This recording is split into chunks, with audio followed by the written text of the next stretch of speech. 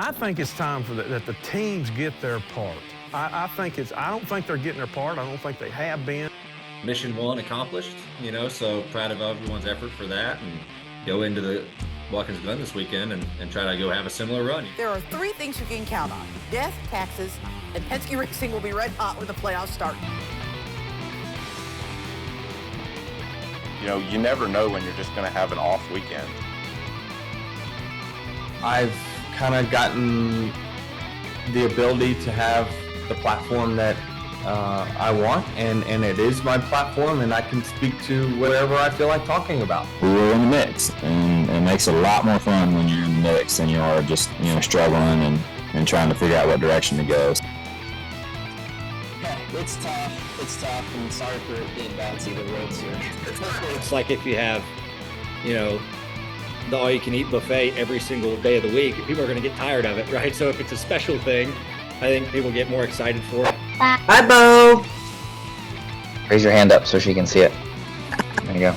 Truthfully, even as a company, I think it was, very head-scratching why at the beginning all 4 of us just went instantly straight to the back. We just really struggled. Welcome on to the Backstretch. I am News 5's Heather Williams, and just like clockwork, the regular season ends, the playoff begins, and here comes Penske Racing. They won 2 of the last championships, and now Joey Logano wins the opening round race at Atlanta in the playoffs. He's already into round 2. Ryan Blaney, I think, is leading the points at this point. Austin Cindric looked awful strong in Atlanta as well. I don't know if it could go with 3 different drivers or if Blaney and Logano, one of them repeats, but I think in the clubhouse, your money is probably going to be on Penske Racing at this point.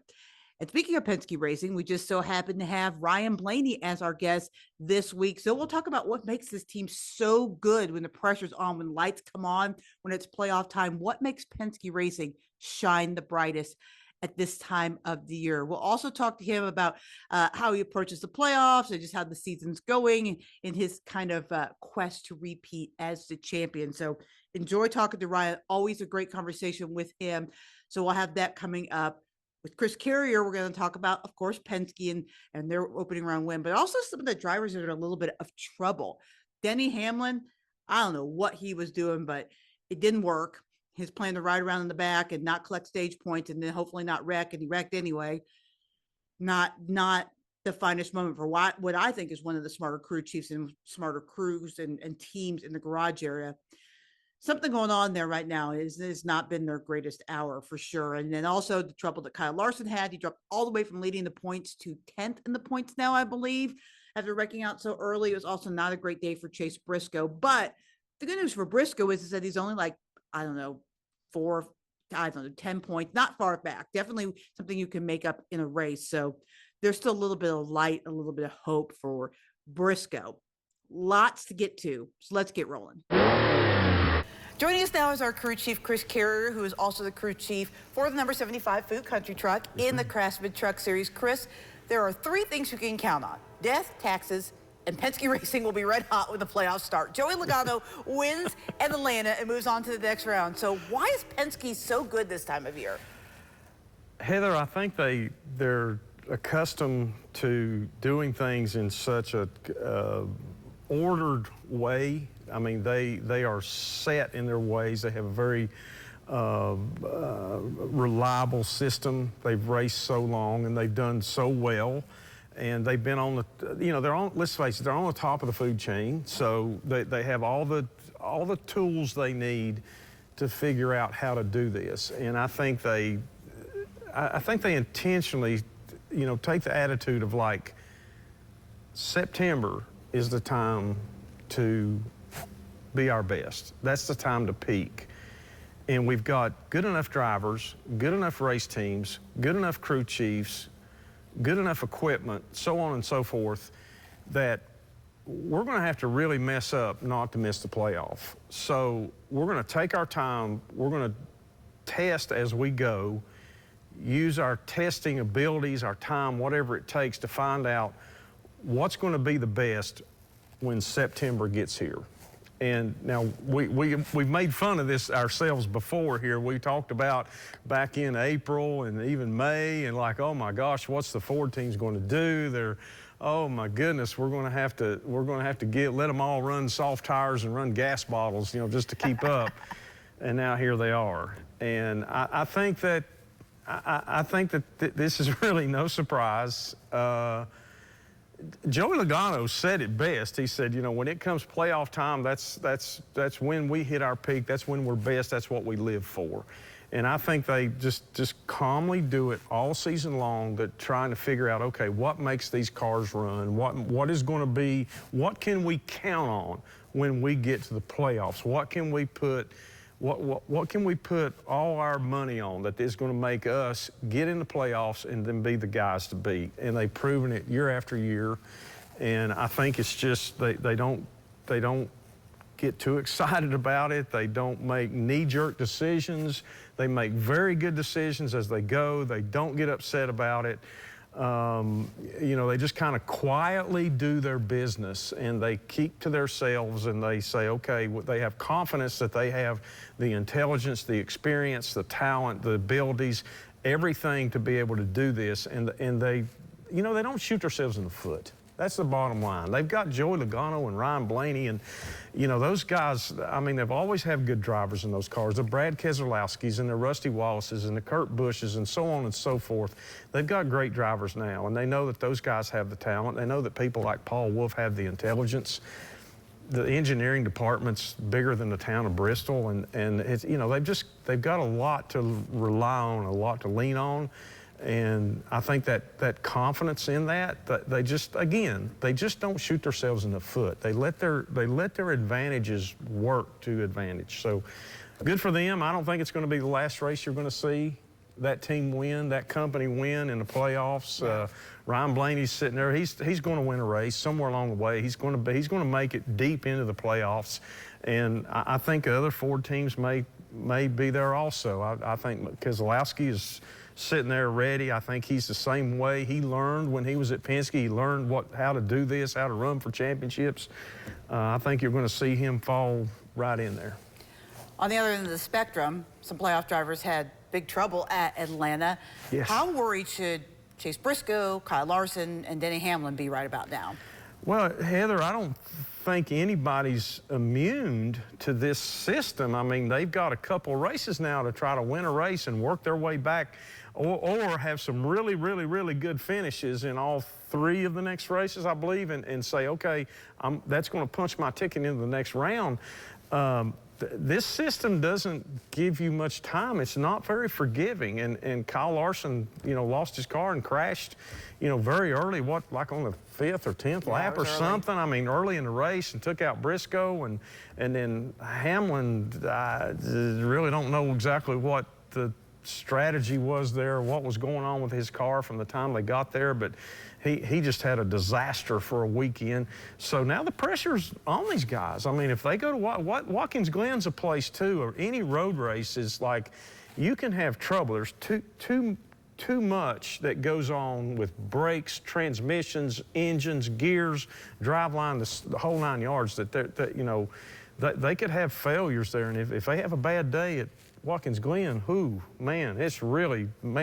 pressure's on now. So they should be worried. The issues with the charter agreement kind of came to a head this last weekend. 2311 and Front Row Motorsports, the only two holdouts now on the agreement. Do you think this is over, and what might be next for these two teams? Heather, I don't know. I'm not that educated about it to know and I don't know that any of us are about really what is going on and what's the real problems there. But I'm going to say this. I think, look, these teams, it's no secret. These teams are sacrificing a lot. They're risking a lot to do this, and they've suffered through this new car changeover and trying to buy into it and fixing all the issues that they had with it, buying all the parts they had to buy, and so on and so forth. And let's face it, these TV deals are pretty lucrative. You can read the numbers. Anybody that passes math in 3rd grade can read the numbers and say, man, this is pretty good. And you can split it all up, and there's enough conversations you can listen to on the internet and so on. I think it's time for that the teams get their part. I don't think they're getting their part. I don't think they have been. I think it's time for NASCAR to loosen up the pockets a little bit, loosen up the strings a little bit, pay these teams what it's really worth, because they're the ones taking the sacrifice. Right. They're the ones that have to put the risk out. You know, NASCAR's making barrels of money. So I think it's time for, you know, the teams to be treated fairly. And I think that why is 2311 and Front Row Motorsports the ones that, you know, are kind of sort of left out? They don't feel like the thing's fair. I think they need to go to these teams. I think they all need to stick together and say, come on, let's all do it for all of us. Because I think it's pretty obvious that 2311 and Front Row are the ones that are holding out, because they're the ones that are about to invest in another charter.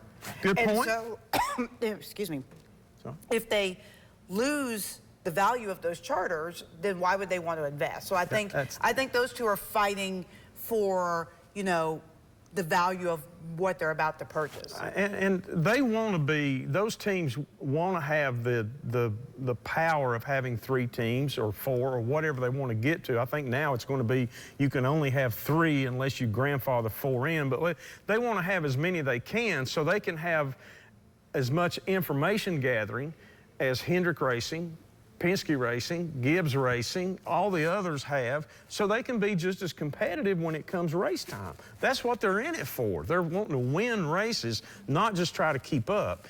And I think it's, you know, I'm really kind of irritated at hearing all the issues that is having here, and I know that on the NASCAR side it's been pretty stubborn. They're like, okay, we can, you know, if they think they can do it without the teams, that ain't gonna happen. You know, that's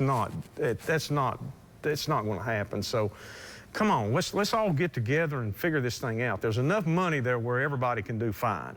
There's enough for everybody to do fine. We just need to split it up pretty good. So anyway, we'll see what happens. I think it will. I think cooler heads will prevail. I think everybody loves this sport enough to where they're going to keep on going, and they're not going to let stubbornness, you know, stop it. There's too much to lose here. Yeah, for sure. Yeah. The playoffs continue this weekend at Watkins Glen. We've got the changes to the course and also changes in the tire compound at the Glen. So what's going to be the challenges to this road course in the playoffs? Well, it's just, you know, you got so little time to figure it out. Now, I mean, when you change the compound of a tire, that's a big thing. You've got some little changes to the course also that's going to, you know, it's going to throw a little mix in here and a mix in there, and the drivers are going to be like, okay, is this going to change my braking points, my shift points, or the way I enter a turn or whatever? The tires, I think, could be a big deal. And it's also going to make the crew chiefs thinking about, okay, that race strategy thing that used to be kind of, it wasn't easy, but it was probably consistent. Now you're going to have, okay, now wait a minute, maybe I can't go as long on fuel because the tires are going to wear out. And if I don't change tires when everybody else does, I'm going to get my hind end handed to me. So anytime these changes come along, and I will say, I don't think I'm not saying it's a bad thing. I think it makes the race more interesting. I think it puts more storylines into it before they ever throw the green flag. I think it makes the crew chiefs, the drivers, and everybody work a little bit harder. That's okay, because a lot's on the line here for everybody, not just that it's a fact that it's just another race and everybody wants to go win, but there's a lot of people in that playoff deal that's looking like, man, I need to have a good day here, and some are looking at like I really need to have a really good day, maybe win. So there's a lot on the line, there's a lot of things to think about, there's a lot of decisions to be made without a lot of information available, because going to be very little practice, qualify and go, and there's not, you know, there's no testing anymore. So, you know, it's a lot of people are wringing their hands right now. First of all, Ryan, thanks for joining us today. Really appreciate you taking the time. So after Atlanta, how are we feeling? What's kind of the vibe check after crazy weekend?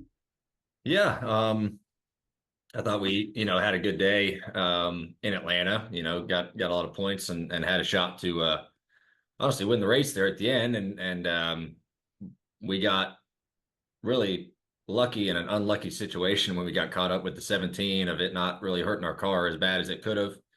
we were able to, kind of drive back up to the field and have a good day. So that was mission one accomplished, so proud of everyone's effort for that, and go into the Watkins Glen this weekend and try to go have a similar run, just try to keep consistent runs going and controlling the things we can control. So week one down, we got 9 more to go. Hopefully we can continue to do it. Is that really the key now, having gone through this several times and obviously won the championship last year? Is that the key, just to make the most out of every weekend? I mean, you guys bounced back phenomenally from that incident, but just, escape the landmines and pick up the wins when you can? Yeah, really. I mean, that's the main goal, right? I think for us, like, we just talk about just control the things that you can control, and do the best job that you can as a group every single weekend, and don't have, try to limit mistakes. And then whatever happens on the racetrack, happens. But we try not to control like unforeseen circumstances. We just go try to do the best job that we can as a group. And we did that, week one, and we've been doing that all year. That's kind of been our focus. There's been a lot of finishes that we haven't kind of gotten because we've gotten tore up or wrecked or nothing that we can really control. So that's been our mindset all year. And honestly, that was our mindset last year. And hopefully we can just keep moving forward and running well. And hopefully our speed is where it needs to be, which I think it is. We just have to perform as a team together. What clicked about a third of the way through the season? Because through like the first 10 races ever, everybody was like, what's wrong with Ford? What's wrong with Ford? They haven't run a race. They're completely out to lunch this year. But man, go ahead. Yeah, I mean, I think it took all of us a little bit of time to kind of figure out the new body with the Ford. That stuff takes time, and especially with the limited testing that we have in the winter now, it's not like you can go test every week in the winter and kind of fine tune it on the track, right? You're relying on your sim work, you're relying on the couple tests that you might get in the off season, and it's just something that it took us a little bit to kind of get it efficient, the balance of the car efficient, and none of us really panicked for that. I think everyone else was panicking, like you said, like, what's wrong with the Fords? What's wrong with? But it's like, well, this just takes time. You have to realize that, hey, we're going to get it straightened out. We're going to put the work in. Everyone at Penske understands that it's a long year, and you can't get freaked out if something's not going right for about a month or so, or a couple months. You just got to keep working. And now I would say, gosh, once we got to late May, I feel like we really kind of found our way with the Fords and our cars especially. And, we kind of started really rattling off some good finishes and wins, Joey with the All-Star race, and Austin at St. Louis, and us at Iowa, and then us at Pocono, and just having really good finishes and runs. And so I think everything's kind of clicking, but it just took time to figure out the new car. And I think we've done that, though.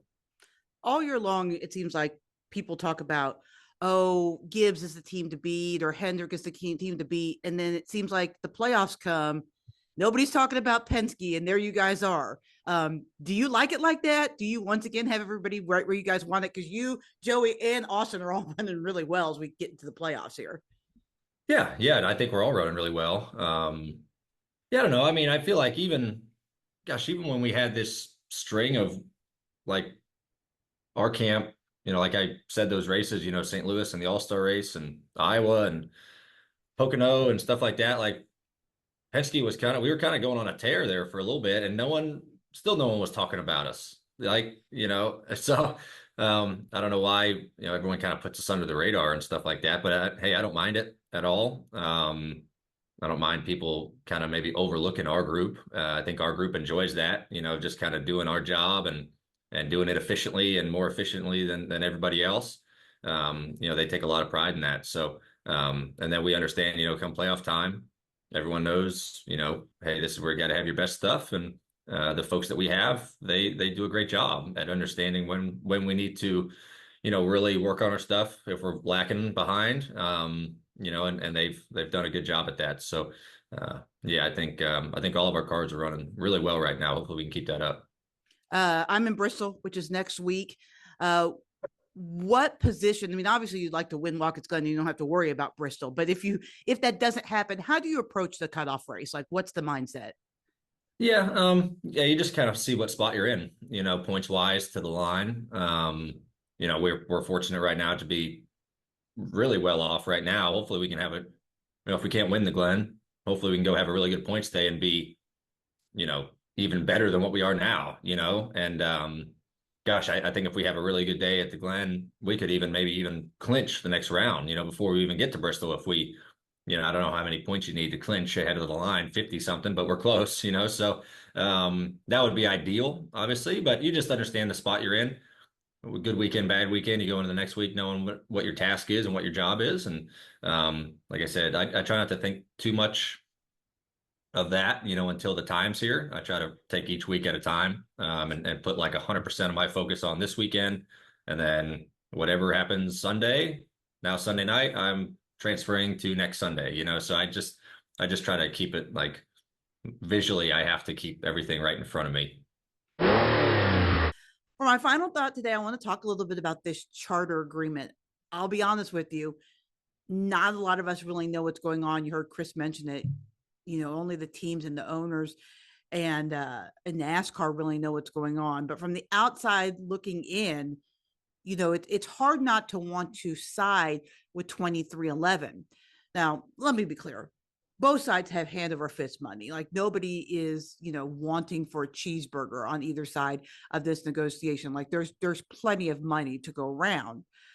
But I can certainly understand specifically 2311 and Danny Hamlin and that group's contention that they are about to invest even more. They've invested exorbitant amount of money into these charters. They need to be worth something. They need to be worth something in perpetuity. If I go and I buy something at the store, it's mine and it's worth something forever. Somebody can't take it back. And so NASCAR's ability to like revoke these charters and take them back and end the charter system and all that kind of stuff, I can definitely understand where 2311 Racing is coming from that perspective. Now I get NASCAR too, right? I mean, they built this, right? This is their party that they built from the ground up. Bill France made this sport. The France family invested a lot of time, money, effort, and hard work to get it to where it is today. I just feel like there's got to be a meeting in the middle. There's just got to be something better for both sides involved. And I hope that they find it. I really do, because I don't want this lingering over the sport. I don't want it going into the off season. Like, I really hope that, and I certainly don't want it going to litigation, which is one of the rumors that's out there. So hopefully we can get this worked out, get back to racing and not have to talk about any of this contract negotiation type stuff again, because we're here for the racing, right? Thanks for joining us on the Backstretch. We'll see you next week.